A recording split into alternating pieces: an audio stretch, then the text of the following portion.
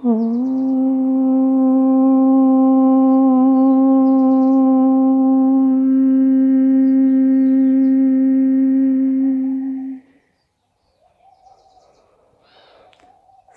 सादर नमस्ते जी। अभी हम सब मिलकर ऐतरेय उपनिषद का स्वाध्याय कर रहे हैं। द्वितीय अध्याय में हमने देखा था ऋषि ऐतरेय महिदास ने जीवात्मा के 3 जन्म की चर्चा की थी। पिता के शरीर से माँ के शरीर में प्रवेश करना प्रथम जन्म कहलाता है। माँ के शरीर से इस संसार में प्रविष्ट होना दूसरा जन्म है और इस शरीर को छोड़ करके नया शरीर धारण करने के लिए पिता के शरीर में प्रवेश करना यह जीवात्मा का तृतीय जन्म है। तृतीय जन्म के समय ऋषि ने एक वाक्य कहा था, एक बात कही थी कि स इतः प्रयन् एव पुनर्जायते। सह वह आत्मा, इतः यहाँ से जिस शरीर में वो बैठा है वहाँ से प्रयन् एव प्रयाण करते ही, बाहर निकलते ही, पुनर्जायते अन्यत्र पुनः उत्पन्न हो जाता है। यहाँ पर ध्यान देने की बात है कि प्रयन् एव पुनर्जायते, एवकार लगाया है। प्रयन् एव जाते ही, यहाँ से प्रयाण करते ही, पुनः फिर से जायते उत्पन्न होता है। उसका मतलब है कि जैसे ही जीवात्मा एक शरीर छोड़ता है तत्काल अगले ही क्षण दूसरे शरीर को धारण करने की जो प्रक्रिया है उसमें प्रविष्ट हो जाता है। लोक में हम बहुधा सुनते हैं कि फलां की आत्मा भटक रही है, दूसरे की आत्मा ने किसी अन्य की आत्मा में प्रवेश कर लिया है, इसलिए वो सत रहा है या वो आत्मा उसको सता रही है। पितरों को पिंडदान नहीं करेंगे तो पितर लोग भटकते रहेंगे, तड़पते रहेंगे, उनकी मुक्ति नहीं होगी। ये सारी बातें हमको धर्म के जो मानने वाले हैं, ठेकेदार हैं, वो हमको सुनाते हैं और लोग इससे डरते भी हैं। मजबूर हो जाते हैं कि वास्तव में इस तरह से आत्माएं भटकती रहेंगी, हमारे में कहीं प्रविष्ट हो जाएंगी और हमको सताएंगी तो जीवन नरक सा हो जाएगा, क्योंकि वो ऐसी कल्पना करवाते हैं वो।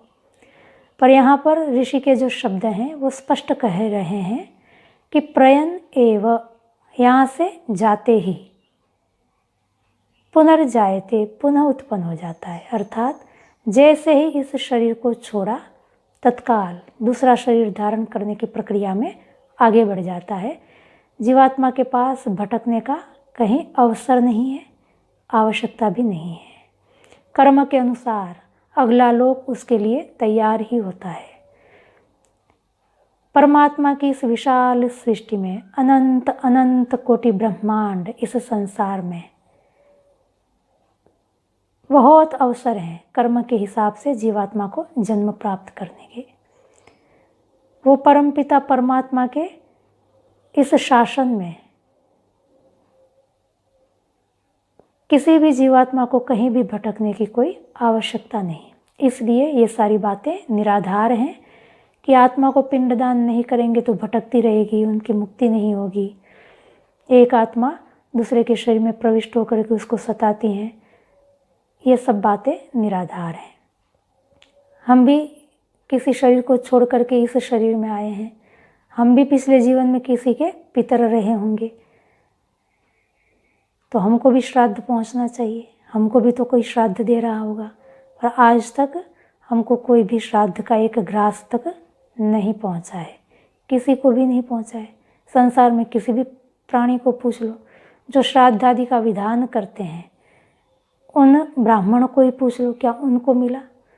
तो ये सारी बातें निर्मूल हैं, निराधार हैं। ऐसी बातों में हमको नहीं उलझना चाहिए। 3 जन्म की चर्चा करने के बाद अंत में वामदेव ऋषि के मुंह से ऋषि ऐतरेय ने इन जन्म मरण के चक्र से कैसे मुक्त होना है वो बात भी बताई कि जैसे बाज पक्षी अपनी पूरी ताकत लगा करके एक साथ सभी बंधनों से मुक्त हो जाता है, ठीक ऐसे ही आत्मज्ञान के द्वारा एक साथ एक झटके में हम भी इन सभी शरीरों से जन्म मरण के चक्र से मुक्त हो जाते हैं। पर उसके लिए आत्मज्ञान अनिवार्य है। उसको जाने बिना, परम पिता को जाने बिना, स एवं विद्वान जो इस प्रकार जानता है ब्रह्म को, ब्रह्म के स्वरूप को, वो ही इस शरीर के त्याग के बाद, शरीर के पात के बाद अमृतत्व को प्राप्त करता है। आगे आज हम देखेंगे तृतीय अध्याय को। तृतीय अध्याय की प्रथम कंडिका में प्रश्न पूछा गया है कि को अयम आत्मा इति वयम उपासमहे। हम बहुत सुनते हैं लोक में कि आत्मा की उपासना करनी चाहिए, आत्मा की उपासना करनी चाहिए। तो यहाँ पर ऋषि ने पूछा कि को अयम आत्मा, ये कौन सा आत्मा है? वयम उपासमहे, हम जिसकी उपासना करें, हमें जिसकी उपासना करनी है वो कौन सा आत्मा है? क्योंकि पिछले 2 अध्याय में हमने देखा, प्रथम अध्याय के अंदर सबसे पहली पंक्ति थी आत्मा वा इदम एक एव अग्र आसीत। आत्मा एक ही अकेला सृष्टि की उत्पत्ति से पहले था। यहाँ पर जो आत्मा है वो परमात्मा है। प्रथम अध्याय में परमात्मा की चर्चा है। द्वितीय अध्याय में हमने देखा, वहाँ पर भी एक आत्मा की चर्चा आई, जिसके 3 जन्म की चर्चा की, जिसकी मुक्ति की चर्चा हुई। यह आत्मा कौन सा है? जीवात्मा है। प्रथम अध्याय में परमात्मा की चर्चा आई, दूसरे अध्याय में जीवात्मा की चर्चा आई। पर जैसा मैंने आप लोगों को कहा था, उपनिषद के अंदर चाहे परमात्मा का वर्णन हो, चाहे जीवात्मा का, दोनों के लिए आत्मा शब्द का ही व्यवहार होता है। ये हमें विवेक करना होता है, कहाँ हम आत्मा शब्द से परमात्मा का ग्रहण करें और कहाँ हम आत्मा शब्द से जीवात्मा का ग्रहण करें। इसलिए यहाँ पर भी प्रश्न उठाया कि आत्मा 2 है, किस आत्मा की हम उपासना करें? आत्मा की तो उपासना करनी चाहिए, पर किस आत्मा की उपासना करें? कहीं गलत आत्मा की उपासना कर बैठे और हमें जो परिणाम की अपेक्षा है वो परिणाम न मिले। इसलिए पहले स्पष्ट हो जाए कि हम किस उपासना की, आत्मा की उपासना करें, परमात्मा की या जीवात्मा की। आगे ही कहा कतरः स आत्मा। कतरः, संस्कृत के अंदर कतरः ये शब्द तब पूछा जाता है जब 2 में से किसका, इस तरह का प्रश्न हमको करना हो तब। कतरः का अर्थ होता है 2 कोई हैं, उसमें से किसका या किसकी उपासना हम करें। कतरः स आत्मा, कतरः अर्थात 2 में से कौन। यह तरप प्रत्ययांत शब्द है। 2 में से किसी एक का निर्धारण करना हो तब यह प्रश्न पूछा जाता है कि कतरः स आत्मा, अर्थात उन 2 में से कौन सा जो आत्मा है जिसकी कि हमें उपासना करनी है। तो आगे जवाब दिया, येन वा पश्यति, येन वा शृणोति, येन वा गन्धान् आजिघ्रति, येन वा वाचं व्याकरोति, येन वा स्वादु च अस्वादु च विजानाति।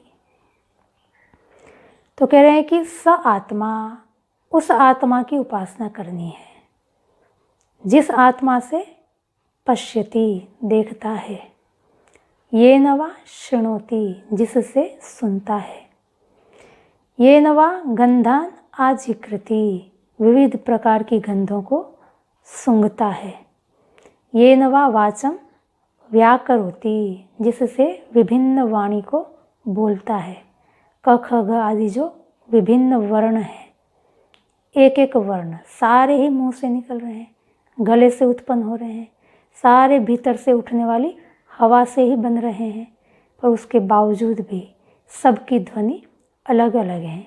इसी को ही वाणी का व्याकरण कहते हैं। विभिन्न वाणी, अलग अलग वाणी, और इन्हीं अक्षरों को मिल कर के संसार की कितनी भाषाएं हैं, अनंत सी भाषाएं हैं, बेहिसाब भाषाएं हैं।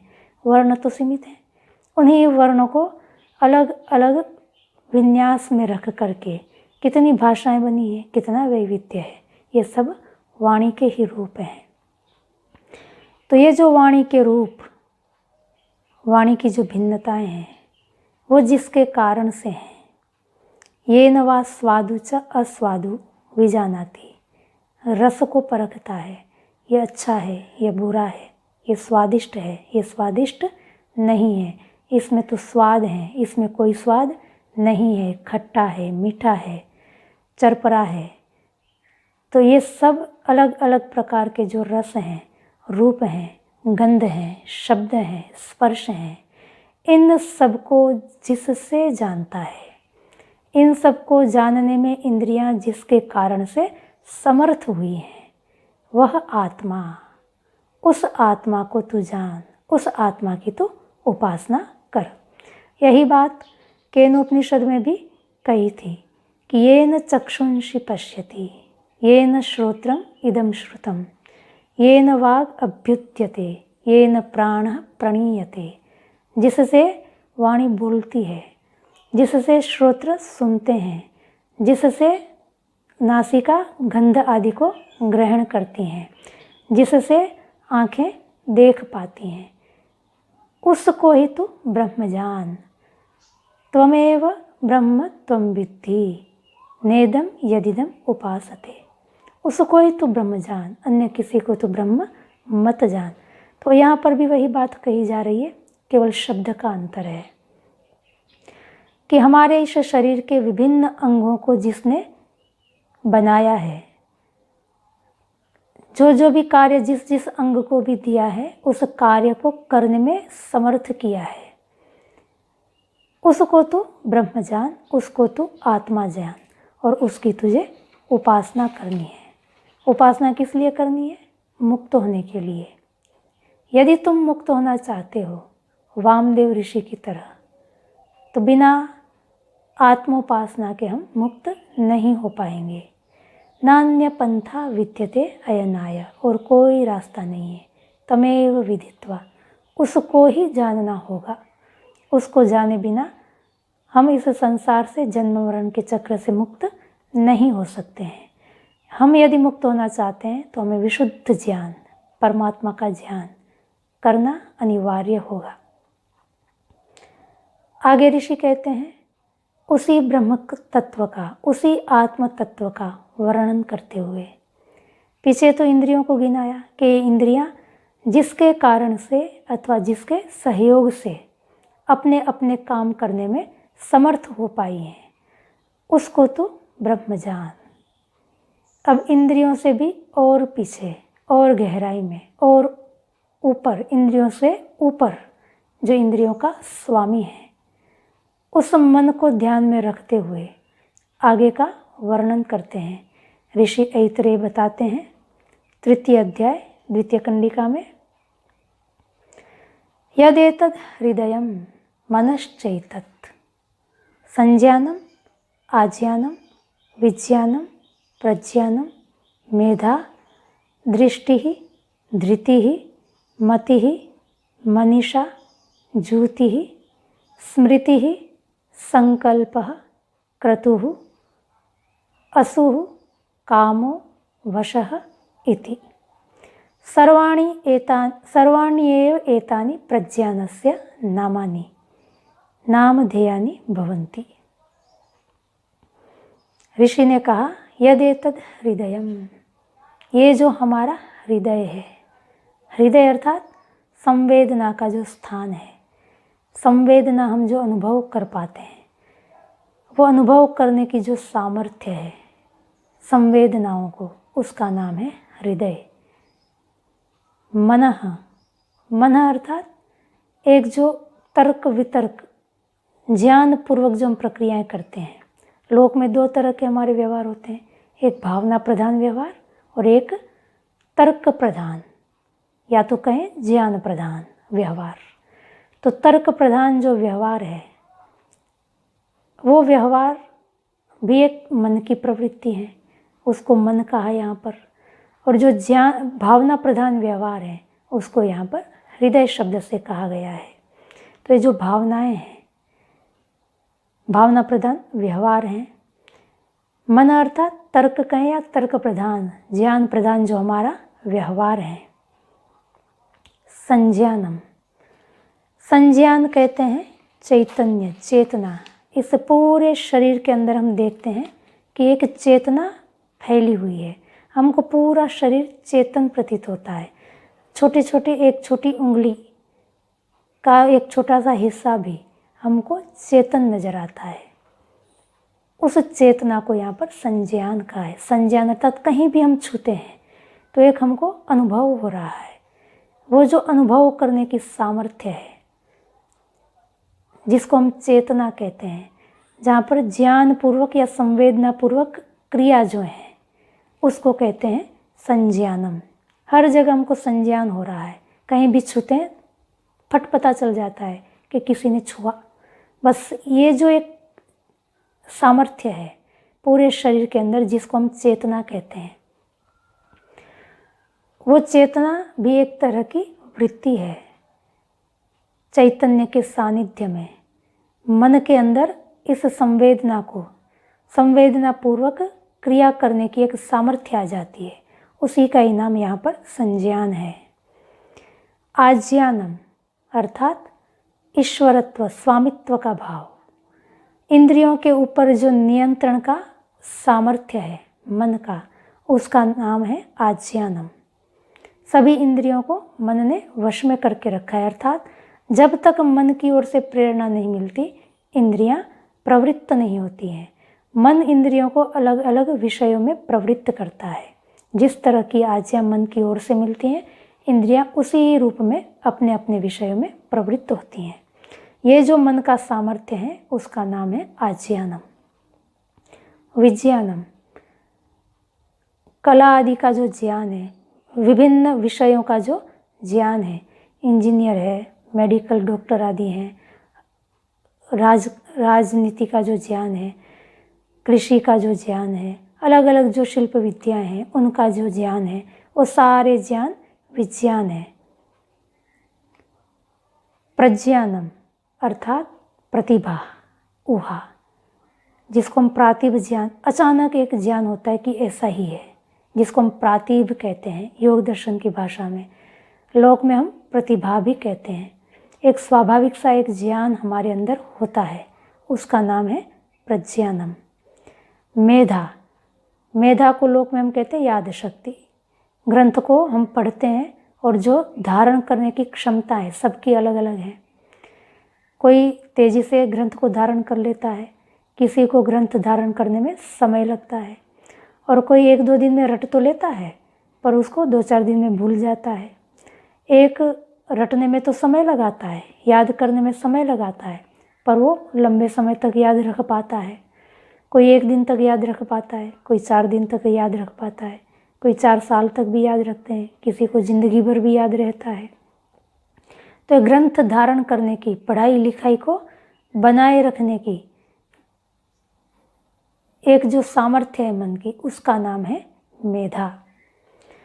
दृष्टि ही, दृष्टि अर्थात इंद्रियों के जो विषय हैं, सभी इंद्रियां अपने अपने विषयों का ज्ञान बाहर के दुनिया में विषयों के साथ संपर्क करके जो ज्ञान एकत्र करके ले आती हैं वो मन को दे देती हैं, और मन उन सभी विषयों को अपने पास रखता है, विश्लेषण करता है, जानता है कि ये क्या है। तो सभी विषयों को जानने की जो सामर्थ्य है, उस सामर्थ्य का नाम है दृष्टि। आगे है धृति। धृति अर्थात धारण शक्ति, शरीर को धारण करने की शक्ति। हम अभी बैठे हैं या खड़े हैं तो शरीर में एक बैलेंस बना रहता है। ये जो शरीर को धारण करके रखता है, इस धारण शक्ति का नाम ही धृति है। जैसे ही हम शरीर से बाहर हो जाते हैं, शरीर लुढ़क जाता है, गर्दन झुक जाती है। गर्दन ऐसे अभी हम तान के बैठे हैं, गर्दन को जिधर मुड़ना चाहे मोड़ सकते हैं।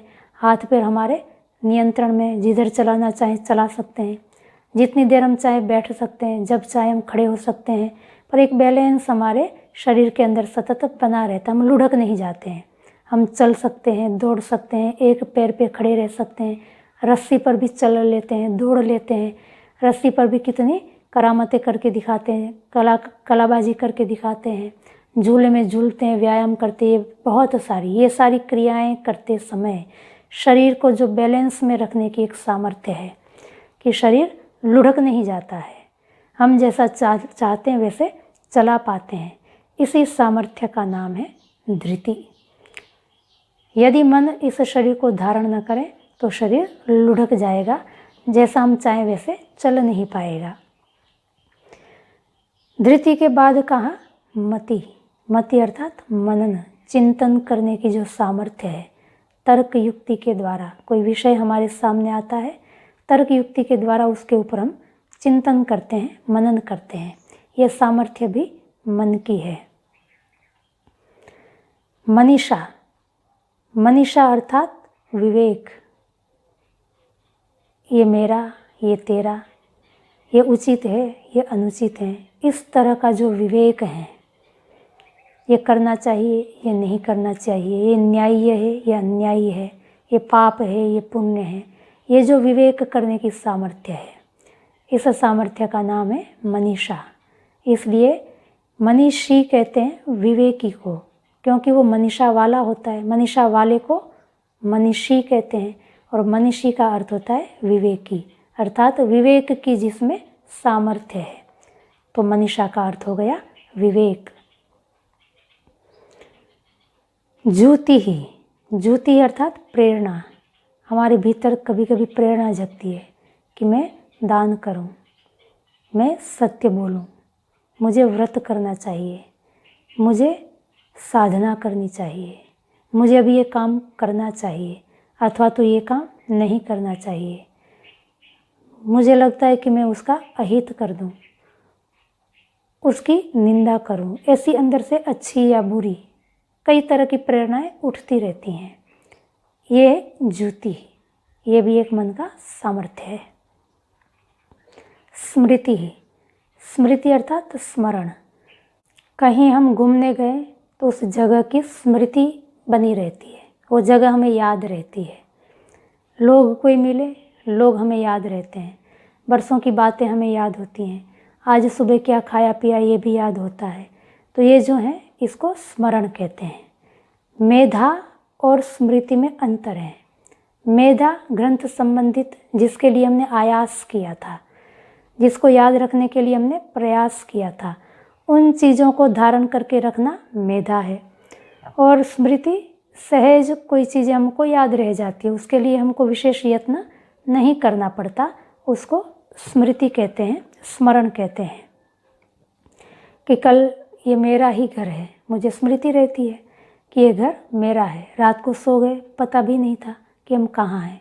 सुबह उठ के ही हम कहते हैं हाँ हम अपने घर में हैं, ये मेरा पलंग है, ये मेरा कमरा है, ये मेरी गाड़ी है। तो ये सारा विषय स्मृति का है, स्मरण का है। ये सामर्थ्य भी मन की है। संकल्प। संकल्प कहते हैं कि ये रूप के अंदर भी, ये काला कलर है, ये हरा कलर है, ये लाल कलर है। रस हो तो ये खट्टा है, ये मीठा है, ये तूरा है। मीठे में भी गुड़ की मिठास अलग है, केले की मिठास अलग है, चीकू की मिठास अलग है, मिश्री की मिठास अलग है, चीनी की मिठास अलग है, शकरकंद की मिठास अलग है, आम की मिठास अलग है। कई तरह के मीठा रस है। ऐसे ही खट्टापन, बहुतेरे खट्टेपन है। इमली का खट्टा, मौसमी का खट्टा, नारंगी का खट्टा, नींबू का खट्टा, अलग अलग तरह के खट्टे रस हैं। तो इनको अलग अलग पहचानने की जो सामर्थ्य है। गंध भी, खट्टी गंध, मीठी गंध, दुर्गंध है। खट्टी गंध में भी विविध प्रकार की, दही की खट्टी गंध अलग आएगी, छाछ की खट्टी गंध अलग आएगी, सब्जी आदि सड़ जाएं तो वहाँ पर से खट्टी गंध अलग आएगी। तो ये खट्टी गंधों में भी बहुत सारे अंतर हैं। तो इनको अलग अलग पहचानने की जो सामर्थ्य है, इसको कहते हैं संकल्प। क्रतु। क्रतु अर्थात निश्चय। अध्यवसाय कि मुझे करना ही है, कुछ भी हो जाए ये तो करके ही रहूँगा। इस तरह का जो संकल्प हम करते हैं, ये संकल्प करने की जो सामर्थ्य है, ये भी मन की सामर्थ्य है। असुह, असुह कहते हैं जीवन संबंधित जो क्रियाएं हैं, वो सभी क्रियाएं जो इस शरीर को जीवित बनाए रखने के लिए आवश्यक हैं, उन क्रियाओं को सतत चलाए रखने की जो सामर्थ्य है, उसका नाम है असुह। हम देखते हैं कि एक शरीर को तो हम कहते हैं ये जीवित है, और दूसरे के शरीर को कहते हैं कि ये मृत है, मर गया है। तो दोनों शरीर में हाथ, आँख, नाक, कान, पैर, अवयव तो ज्यों के त्यों हैं, पर फिर भी एक में हमको कुछ हरकतें दिखती हैं जिससे कि हम कहते हैं कि ये जीवित हैं, और एक शरीर है जिसके अंदर वो हरकतें या क्रियाएं, चेष्टाएं नहीं दिखती, इसलिए हम कहते हैं कि ये मृत हैं। तो ये जो चेष्टाएं हैं जिससे कि हम जीवन का निर्धारण करते हैं कि ये व्यक्ति जीवित है या नहीं, उन चेष्टाओं को सतत बनाए रखने की जो सामर्थ्य है, उसका नाम है असुह। काम, काम कहते हैं अप्राप्त वस्तु को प्राप्त करने की इच्छा, कि मेरे पास ये नहीं है, मुझे ये करना चाहिए। मैंने अभी तक उपनिषद नहीं पढ़ी है, मुझे उपनिषद पढ़नी चाहिए। मुझे बिजनेस में अभी इतना ही आगे बढ़ा हूँ, मुझे और आगे बढ़ना चाहिए। इतने ही पैसे, मुझे और पैसे इकट्ठे करने चाहिए। अभी तो इतना ही काम है, किया है मैंने, अभी मुझे और काम भी करने चाहिए। इस तरह की जो अप्राप्त वस्तुएं हैं उनको प्राप्त करने की इच्छा, इसका नाम है काम। ये भी मन की सामर्थ्य है। आगे कहा वशः, जिसको हमने प्राप्त किया उसको बनाए रखने की इच्छा, उसको अपने अधीन, अपने अधिकार में रखने की इच्छा, ये है वशः। छूट न जाए। बहुत मेहनत से पैसे कमाए, अब उस पैसे को बनाए रखने की इच्छा कि ये पैसे छूट न जाए, उसके लिए भी हम मेहनत करते हैं। घर बनाया, ये घर टूट फूट न जाए, उसको बनाए रखने के लिए हम चेष्टा करते हैं। गाड़ी है मेरे घर में, तो उस गाड़ी को बनाए रखने की मैं चेष्टा करूँगी कि लंबा जिए, अर्थात लंबे समय तक मेरे साथ रहे, उसके लिए हम सतत प्रयत्नशील रहते हैं। तो ये जो अप्राप्त वस्तुओं को प्राप्त करना काम था, और उन प्राप्त वस्तुओं को बनाए रखना, उस पर अपने अधिकार को जमाए रखना। कोई व्यक्ति है, कोई सेवक है, तो उसके ऊपर हम अपना अधिकार जमाना चाहते हैं। अपने संतान हैं तो संतानों के ऊपर हम अपना अधिकार जमाना चाहते हैं।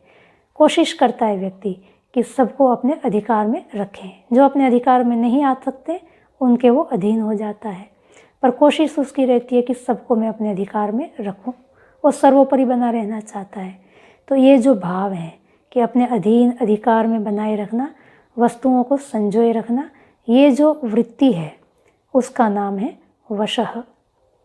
तो इस तरह से ये जो सारी वृत्तियां हैं, वो सारी वृत्तियां मन की हैं। एक ही मन अलग अलग वृत्तियों के कारण कई नामों से पुकारा जाता है। जैसे एक व्यक्ति है, जब वो बच्चों का लालन पालन आदि क्रियाएं, चेष्टाएं करता है, तब उसको पिता कहा जाता है। बहन के प्रति अपने कर्तव्य जब निभाता है, तब उसी को ही हम भाई कह देते हैं। अपने पत्नी के प्रति जो कर्तव्य है उसको निभाता है, तब हम उसको पति कह देते हैं। उसकी वृत्ति मान लो अध्यापक की है, तो स्कूल में जब बच्चों को पढ़ाता है, पढ़ाने का व्यापार करता है, तब हम उसको अध्यापक कह देते हैं।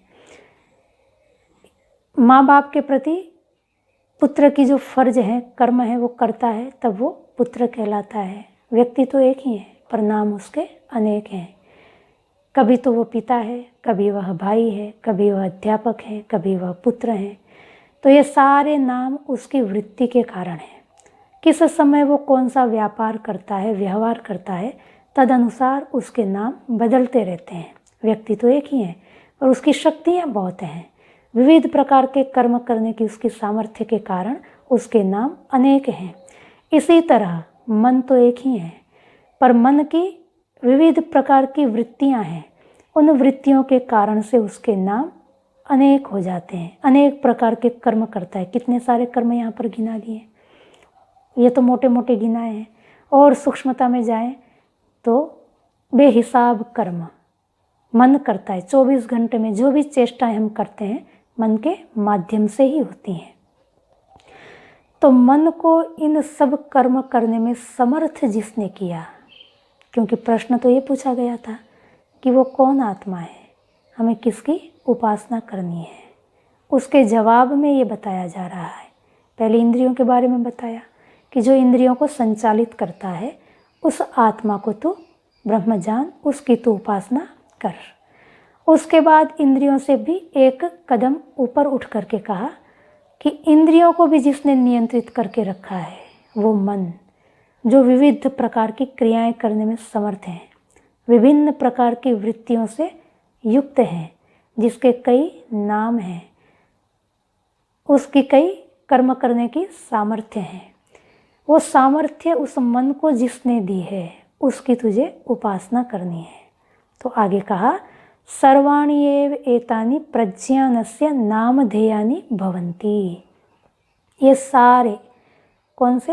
हृदय, मन, संज्ञान, आज्ञान, विज्ञान, प्रज्ञान, मेधा, दृष्टि, धृति, मति, मनीषा, ज्योति, स्मृति, संकल्प, क्रतु, असुः, काम, वश आदि ये सारे जो नाम हैं वो सारे नाम यद्यपि मन के हैं पर उस प्रज्ञान के भी ये सारे नाम हैं। प्रज्ञान कौन? वो प्रकृष्टम ज्ञानम यस्य तत् प्रज्ञानम।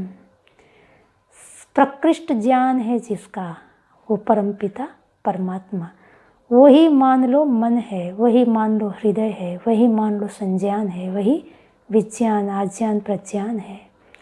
क्योंकि मन के अंदर जो ये सामर्थ्य है वो सामर्थ्य स्वतः नहीं आई, ये सामर्थ्य को देने वाला कोई दूसरा है, जिसने मन को इस काबिल बनाया, इन सब कर्म को कर सके, उसके योग्य बनाया। वास्तव में वही आत्मा है, परमात्मा है, जिसकी कि तुझे उपासना करनी है। किसी कवि ने क्या खूब कहा है, मैं मेरा ये कहने वाला मन किसी का है दिया। ये मैं हूँ, ये मेरा है, ये तेरा है, ये हमारा है। ऐसा जो करने वाला मन है, ये मन की सामर्थ्य है। वो मन किसी का है दिया, किसी दूसरे ने दिया है।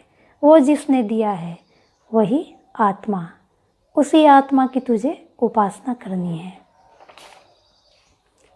ऋषि ने आगे तृतीय कंडिका में कहा एषा ब्रह्म, वो जो प्रज्ञान है, जिसने मन को इन सभी कर्मों को करने में समर्थ किया है, इंद्रियों को अपने अपने विषयों में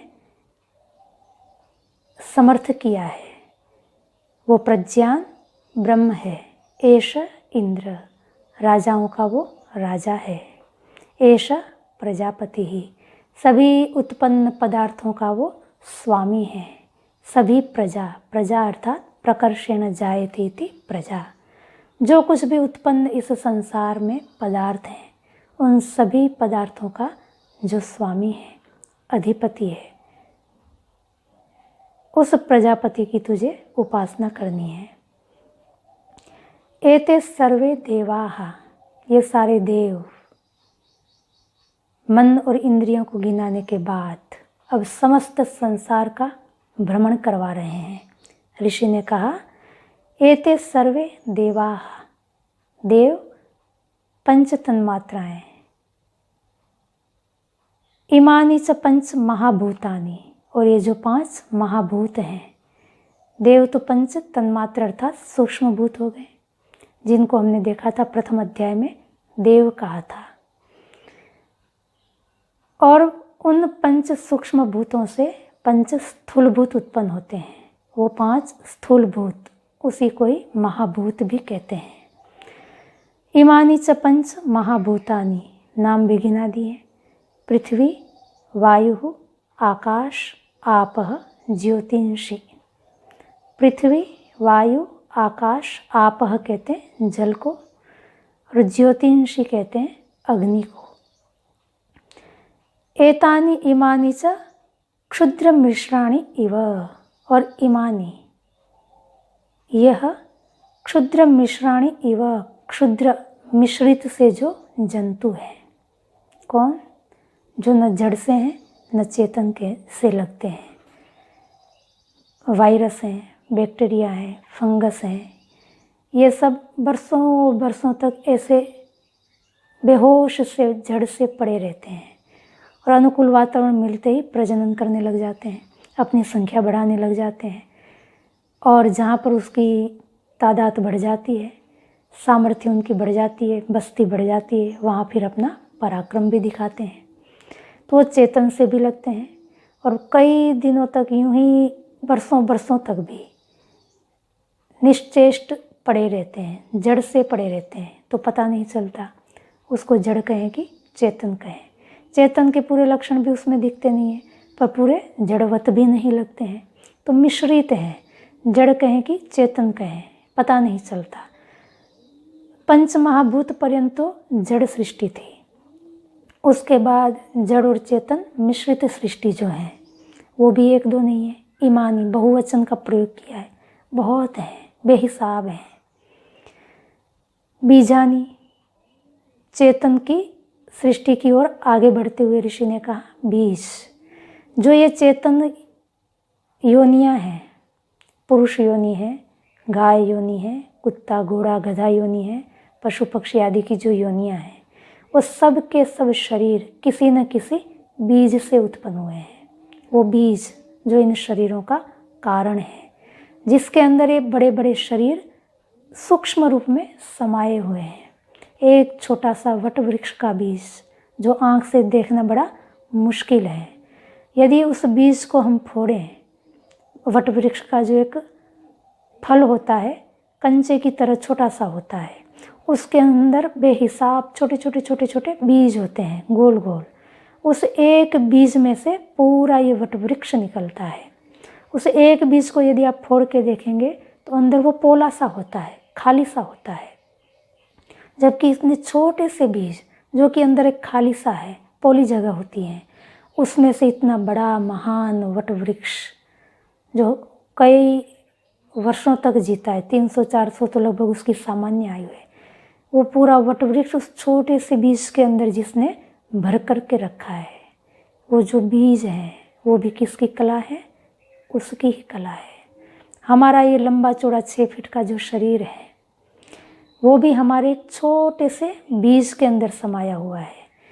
माँ बाप की आधी आधी कोशिका से जब हमारी एक कोशिका का निर्माण होता है, उस कोशिका के अंदर एक डीएनए नाम का तत्व होता है।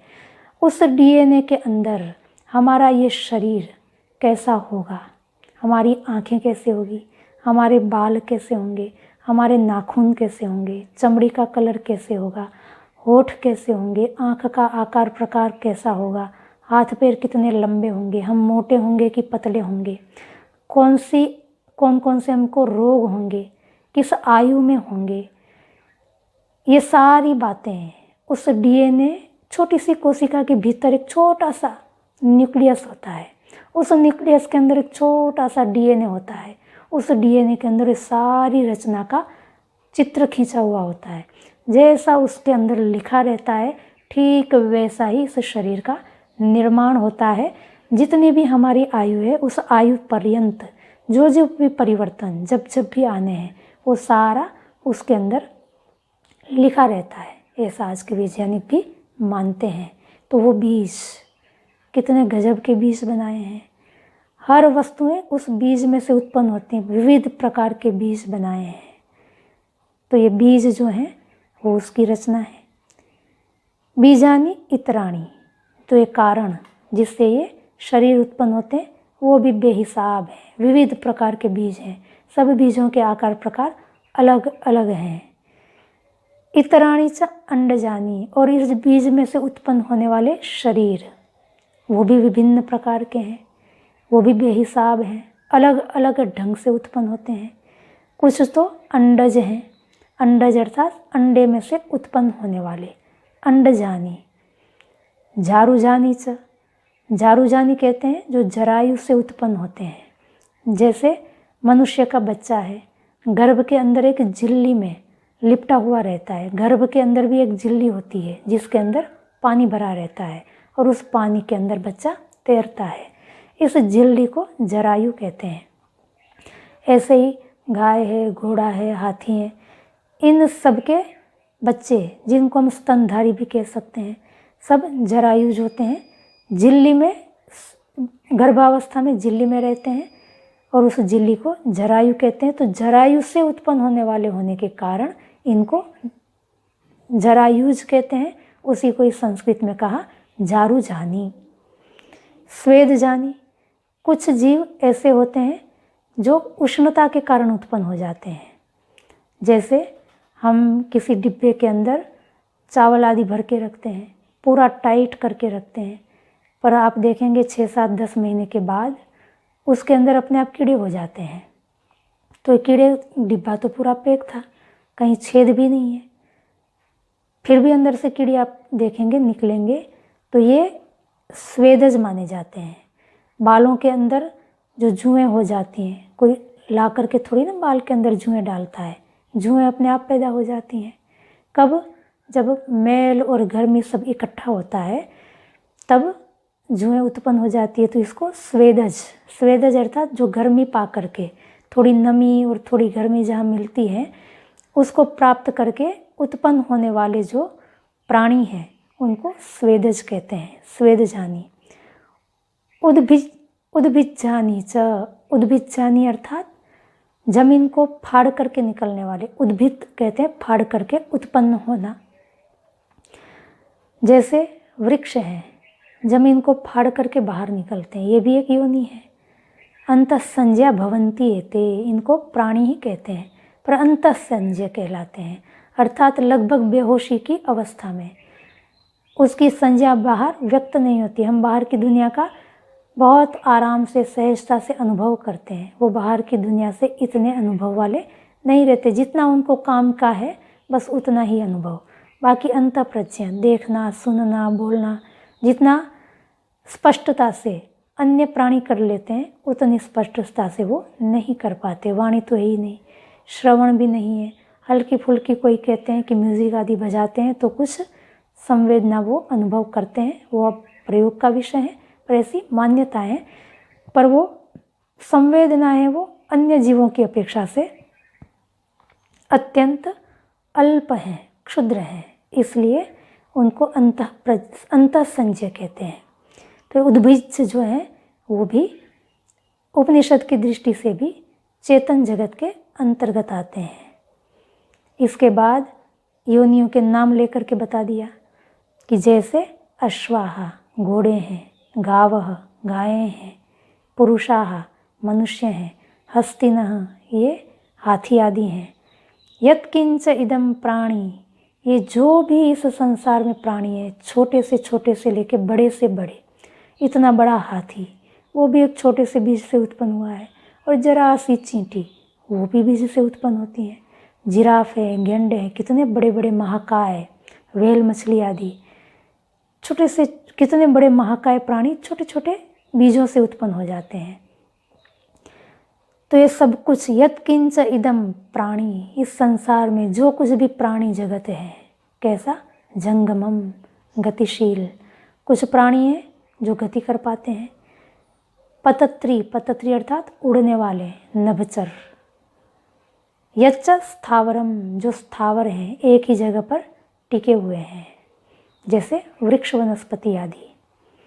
ये सब कुछ सर्वम तत्प्रज्ञा नेत्रम, ये सारा संसार पंच तन मात्र से लेकर के छोटी सी चींटी तक, जड़ जगत भी चेतन जगत भी, जो कुछ भी हम अनुभव कर पाते हैं, देख पाते हैं, वो भी जिसका हम अनुभव नहीं कर पाते हैं, जिसको हम देख नहीं पाते हैं, वो भी इस अनंत कोटि ब्रह्मांड में, इतने विशाल संसार में न जाने कितनी योनियां हैं, कितने शरीर हैं, कितनी जातियां हैं, कितने प्रकार के पदार्थ हैं, जड़ भी चेतन भी, ये सब कुछ सर्वमिदम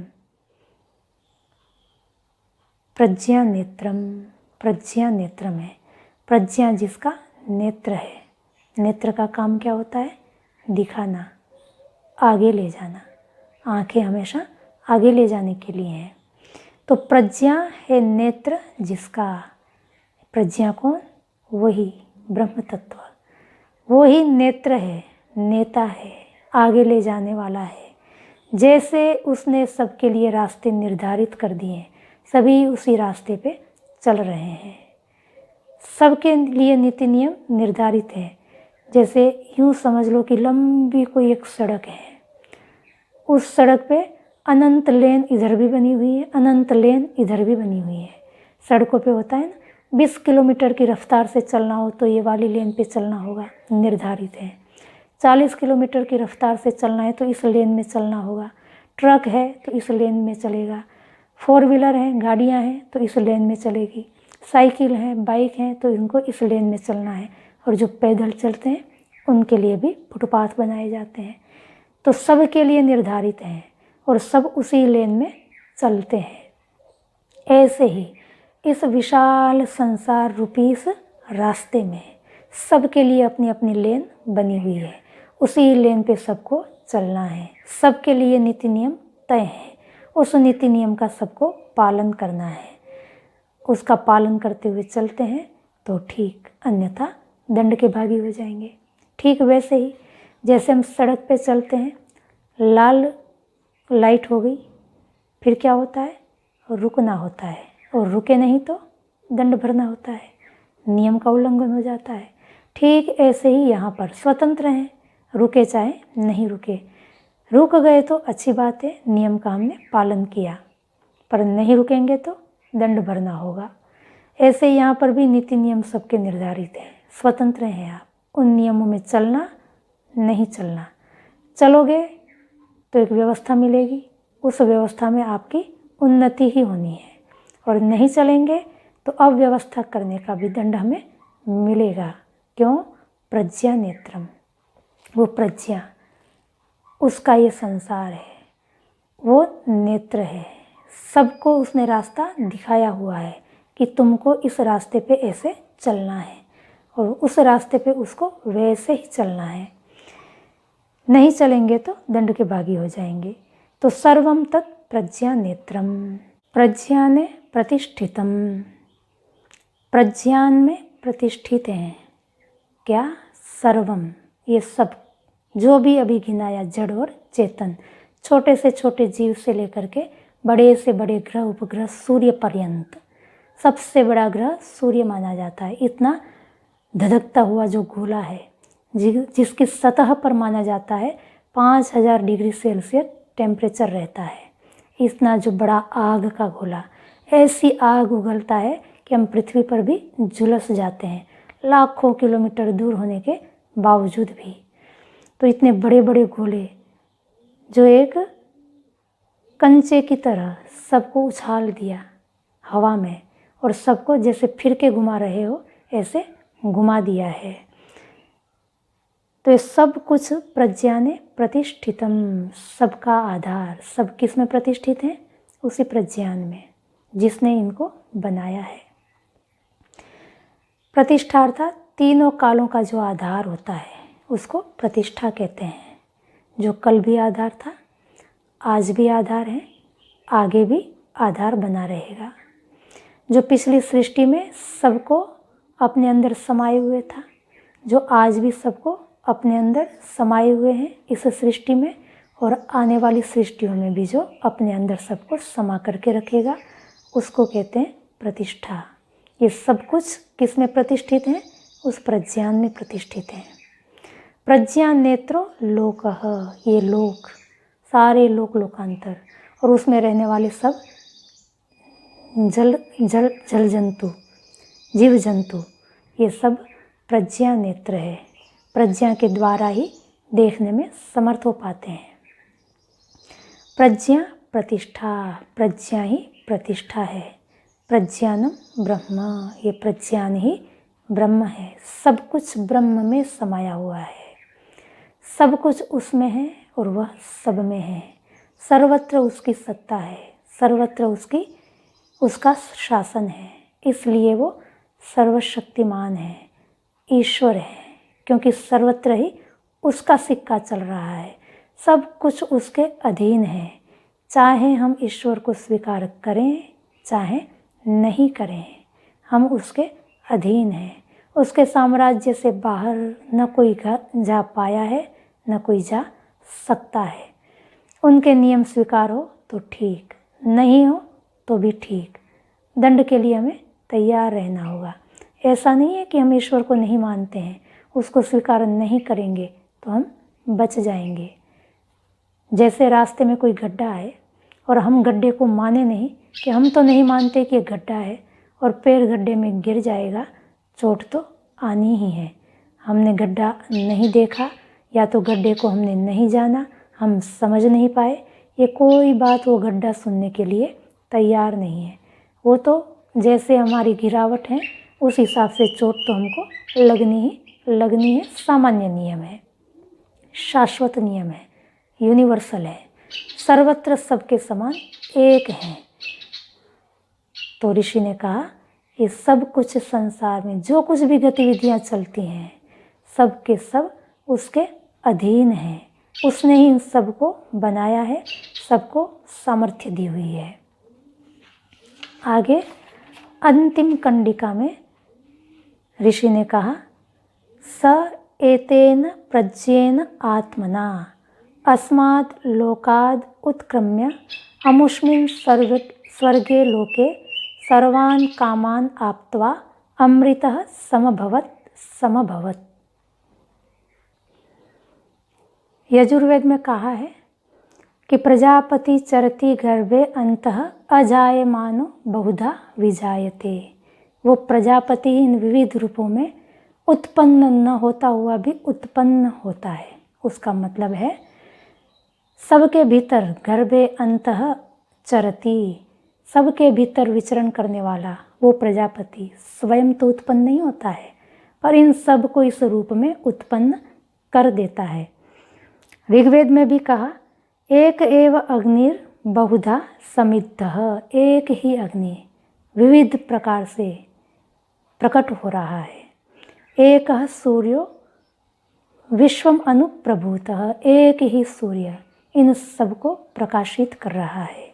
एकैव उषाः सर्वम इदं विभाति, एकम वा इदं विबभूव सर्वम। एक ही उषा सबको प्रकाशित कर रही है। एक ही वह ब्रह्म तत्व इन सभी रूपों में प्रकट हुआ है, अर्थात इन सभी रूपों को उसने बनाया है और इसी रूप में उसने धारण भी कर रखा है।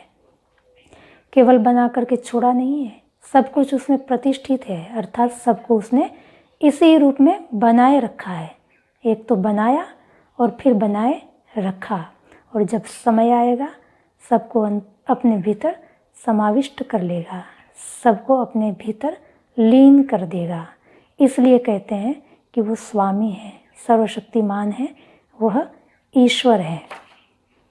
एकम सद्विप्रा बहुधा वदन्ति, ये जो विभिन्न नाम हैं वो उसके गुण क्रिया स्वभाव के कारण ही तो हैं। अलग अलग क्रियाएं हैं, कर्म हैं, गुण हैं, स्वभाव हैं, उसके कारण उसके नाम भी हजारों हो जाते हैं। तो इस तरह से हर एक सामर्थ्य जिन जिन भी वस्तु में है वो इसकी दी हुई होने के कारण उस नाम से वही पुकारे जाने लग जाता है। इस प्रकार अनेक नाम उसके हो जाते हैं। इसी आत्मा को इस उपनिषद की समाप्ति के साथ ऋषि ऐतरेय ने बताया कि स एतेन प्रज्ञेन, इस प्रज्ञा जिसको प्रज्ञान कहा, उस प्रज्ञान आत्मा के द्वारा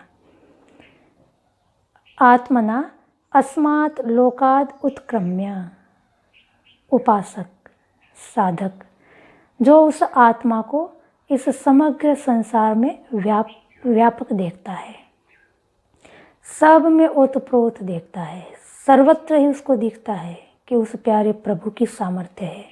सबके भीतर वो प्यारा पिता झलक रहा है, चमक रहा है।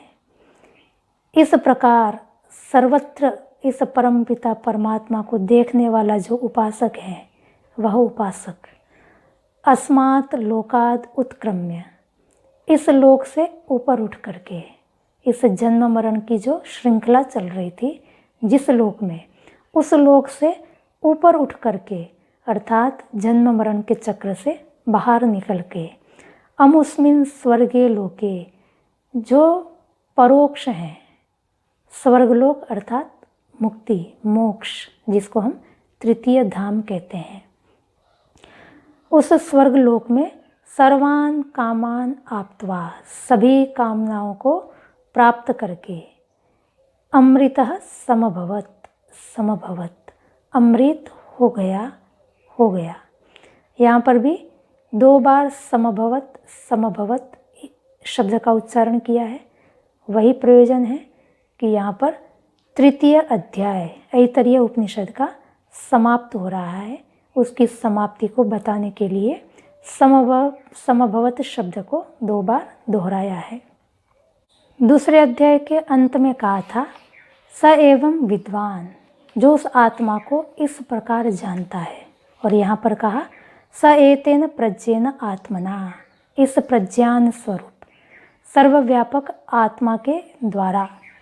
वहाँ कहा अस्मात् शरीर भेदात ऊर्ध्वम, वर्तमान में जिस शरीर में वो बैठा है उपासक, उस शरीर का पात होने के पश्चात, और यहाँ कहा अस्मात् लोकाद उत्क्रम्य, जिस लोक में भी वो विद्यमान है उस लोक से ऊपर उठकर, वहाँ पर भी अमुष्मिन स्वर्गे लोके सर्वान कामान आप्त्वा अमृतः समभवत, समभवत वही शब्द यहाँ पर भी दिए हैं कि अमुस्मिन स्वर्गे लोके सर्वान कामान आप्त्वा अमृतः समभवत, समभवत। दोनों जगह एक ही बात कही है कि न अन्य पंथा विद्यते अयनाय, उसको तो जानना ही होगा यदि हमको अमृत चाहिए और सभी कामनाएं हमारी समाप्त हो जानी चाहिए। यदि हमारी कोई कामना शेष है तो समझ लीजिए कि अभी हम मुक्ति के अधिकारी तो नहीं बने हैं, और जिस दिन हम उस परम पिता परमात्मा को देख लेंगे, सारी कामनाएं अपने आप ही पूर्ण हो जाएंगी, कृतकृत्य हो जाएंगे। तब हमको ये अनुभव में आएगा कि प्राप्तम प्रापणीयम, जो प्राप्त करना था वो मैंने प्राप्त कर लिया। जब सब कुछ प्राप्त हो जाता है तो इच्छाएं तो अप्राप्त की ही रहती हैं। अब जब उसको ही पा लिया जिसका ये सारा पसारा है, जिसका ये सारा संसार है, उस मालिक को जब प्राप्त कर लिया फिर अप्राप्त क्या रहता है। जिस स्वामी की संपत्ति हो, उस संपत्ति का जो स्वामी है वो स्वामी ही जब हमारा हो जाए, वो स्वामी ही जब हमको प्राप्त हो जाए तो उसकी तो संपत्ति हमें सहज ही प्राप्त हो जाती है। तो इसी तरह जब उस परम पिता परमात्मा को हम प्राप्त कर लेते हैं, कहाँ प्राप्त करेंगे? निस्संदेह भीतर, बाहर नहीं। जब भी मिलेगा भीतर मिलेगा।